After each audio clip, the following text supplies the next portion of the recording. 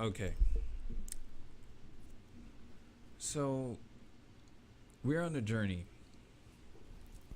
and in that journey, we have the goal to be happy, healthy, and successful. And I think we all recognize how these goals complement each other, how each one, kind of leads to the next, and we come full circle. How can you have happiness without the body to express it? How can you have success without happiness to push you towards that success? With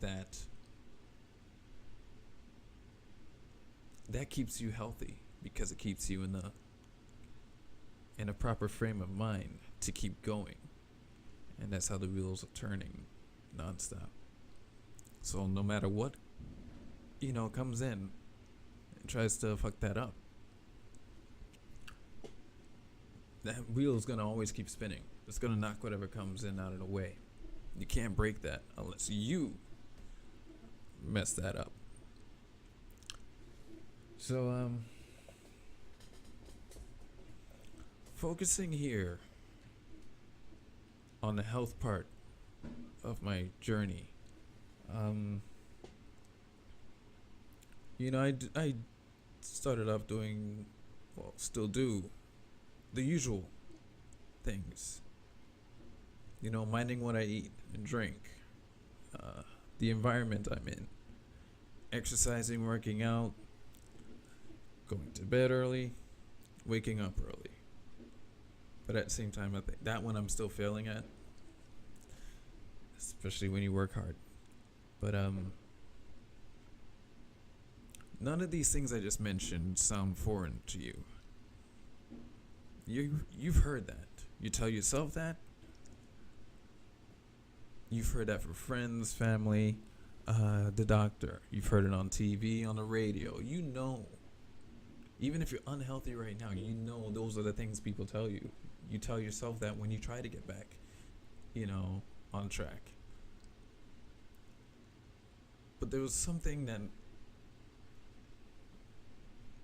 that was never mentioned within those, methods of becoming healthy, and that's breathing. The only time you hear breathing it's basically too late at that point. You're either already in a panic, or you're scared, or you're choking, things of that nature. You never hear breathe. No, rarely. That's if they know you're about to get angry or something. That's when they start saying breathe calmly. But it's usually too late, because you're always hearing them panicking when they're telling you, breathe, calm down, breathe. It's okay, breathe. They're on their way. 911's on their way. Breathe. That's the only time you hear breathe. But you never hear it as a preemptive strike, of something bad happening. Everything else works both ways. They work to prevent and to stop when it's already happening. You never think of breathing as a shield. The only time you think of breathing as a shield is when you hold your breath to go underwater, and that's about it. You don't, but to keep yourself from getting sick, or to, not panic, or how can breathing stop you from choking? So nobody thinks about breathing in the past tense of a situation, of an unhealthy situation. So what I found that was funny about breathing when I started thinking about it is that it's one of those things where we have full control and our body also takes over automatically. That's within us. I'm not talking about our limbs or, eyes, all that, I mean, something we can't see. We cannot see when our diaphragm fills up or when we expand our lungs. The only thing that comes close to that type of control is, number one and number two. Maybe even sex, but I wouldn't even say sex because you can't, well, I was going to say there was going to be less unwanted pregnancies, but then I started thinking, I'm sure I've heard of techniques where you could control that, but barring that, when it comes to health, breathing is like the only thing where you have full control. You could control how fast, how slow, how hard, how soft, how intense, how little and how much of it you do. Yeah, you could just stop thinking about breathing and the body just takes over. You could go to bed, body just takes over. And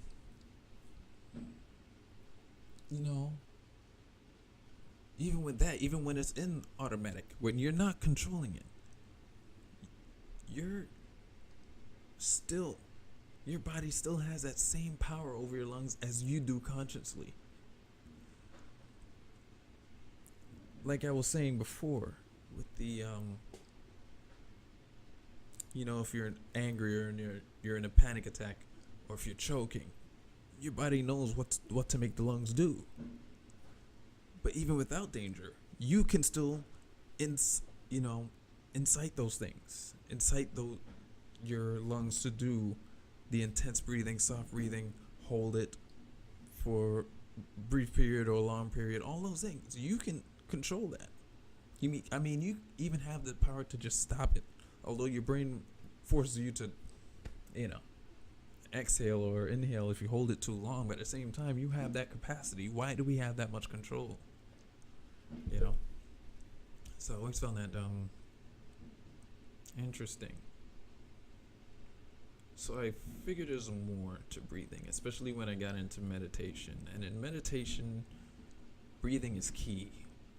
So, and it also helped me you don't focus in meditation. You basically relax. And it allows you to sit still because nobody wants to sit still. And also the benefit from my seeking different breathing techniques is I'm able to hold my breath longer than most people can. Some people have that ability naturally. I had to learn how to do that, and now it's through different breathing techniques.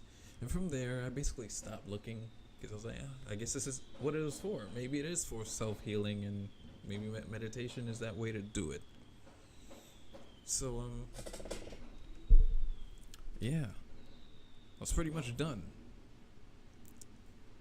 until I came across an episode of the JRE podcast, the Joe Rogan Experience, where he interviewed a man named Wim Hof. Trust me, I'm sure you know him outside of the interview. If you remember on the Travel Channel, I believe it was a Travel Channel, Stanley had this show where he had this guy who was able to contort himself, to look for extraordinary people on the planet. And he found Wim Hof, and he was called the Iceman because he was able to walk. He was able to run marathons on snowy ground and also submerge himself in freezing temperature water. And I'm sure before that, there was a news program about him explaining how he was able to do this. I don't think he explained it back then. I think he was just showing that he was capable, but I don't think he broke it down that much. So that was the most I knew of it about him. But when he was on JRE, he actually broke down how he was able to do those things, and that was through breathing. And he breaks it down to a point where I wish I kept looking into the techniques instead of stopping where I stopped, because there's a lot more to our ability to control our breathing than any of us thought. The effects that it has on our cells and our well-being, anything you can imagine. Breathing is part of that. And the funny part is, when I look into his technique, one fundamental part you need to remember is you don't breathe through the chest, you breathe through your diaphragm. And that got me to thinking of something that was well put. Was in another podcast I was listening to. It was Adam Carolla. His Take a Knee podcast is a inspirational type of podcast, and he was talking to this guy. It was an Indian guy. Let me see if I can find him. Naveen Jain, and they were discussing gut health, because Naveen Jain, he's starting to get into it, I guess, and focus on that. And it's funny because everything starts from the gut. So when I started thinking of the Wim Hof Method, and you breathe from the diaphragm and not the chest as you would think, because this is where the lungs are, it benefits the whole process. You know, and on Adam Carolla's podcast, they were discussing the sayings like, "Oh, I have a gut feeling," or "It's gut check time," or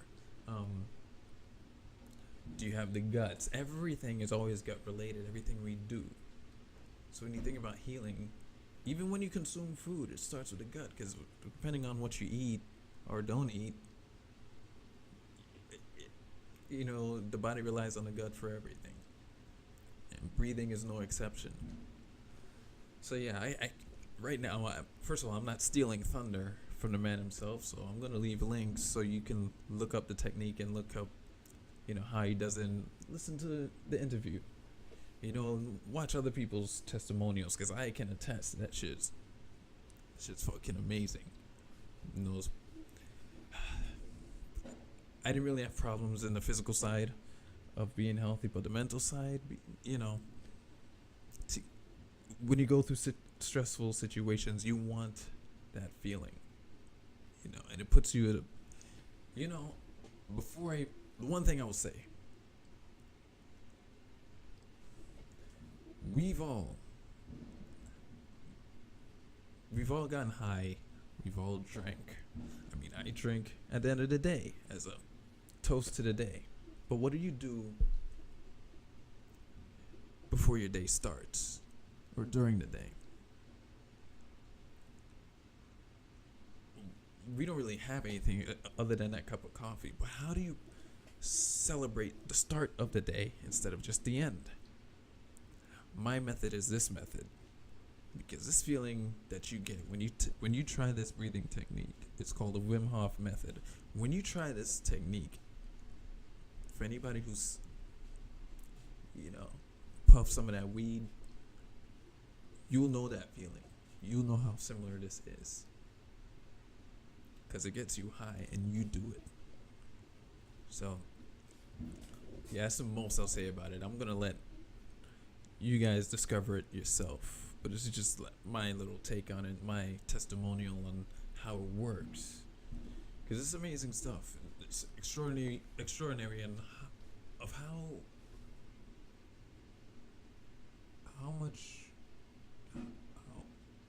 powerful the human body is, and how it's constantly working for us, and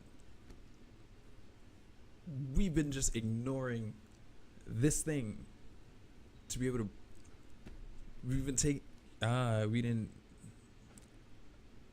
didn't take advantage of this, so I want people to start doing so. I figured it'll help people who are seeking a way, to get through their day. They want a good start. They probably lost the way that they used to do it. Who knows? Maybe they used to get high in order to start the day. Maybe they don't want to do that anymore, or maybe they can't do that anymore. Maybe they're tired of drinking, or maybe they're having too much caffeine and they want to start, but they want that energy. You will find that through this method. So I'll leave links, like I said, to the interview, to different techniques, different pages that have the techniques. And so you will, and links to ways that it's explained for you to, better understand it, especially scientifically and medically, because his technique is proven. So I won't share bullshit. So yeah. So I hope this works for you. I know it will, but I hope you take a chance on it, and I wish you luck. Peace. P.S. As a fair warning, if you're even new to any type of breathing technique, it's gonna suck. So it may take a few tries in order to get it. And I am gonna leave a link to a video that actually walks you through it, and it even has a timer for you, so you won't lose your place. You can follow along easily. But I just wanted to give a little heads up as to it's gonna feel uncomfortable, but give it a try. If you can't get it the first time, give yourself some time. Give yourself like 10-20 minutes to restart and try again, because you gotta trust yourself. It's gonna feel uncomfortable, but trust yourself. You will benefit from it, because as you go through it, once the uncomfortable feeling goes away, you're gonna feel that euphoric feeling. Trust me, it's worth it. Just give it a try. Good luck.